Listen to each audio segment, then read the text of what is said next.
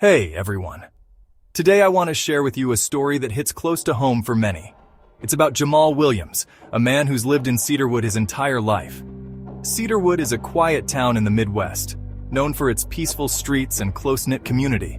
But for Jamal, being a black man in Cedarwood meant facing challenges that others rarely noticed. One crisp autumn evening, Jamal decided to walk home from his friend Marcus's house. The cool air carried the sound of rustling leaves as he strolled through the familiar streets, his hands in his jacket pockets.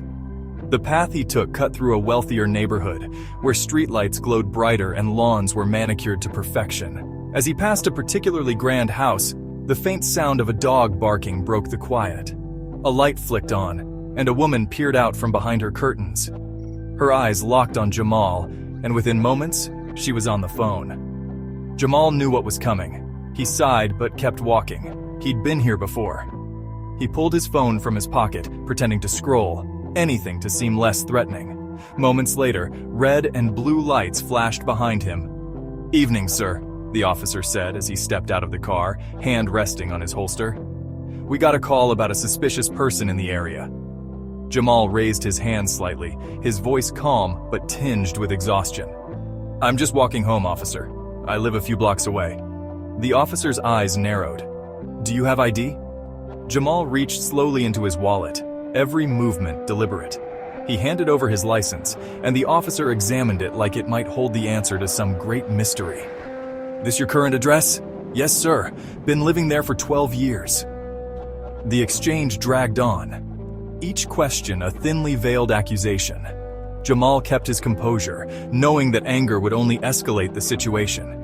Eventually, the officer handed back his ID and muttered, "Be careful walking around here at night."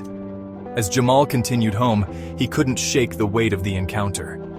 He thought about his nephew, Malik, a bright-eyed boy who looked up to him. What kind of world would Malik inherit? A world where a man couldn't walk through his own town without suspicion.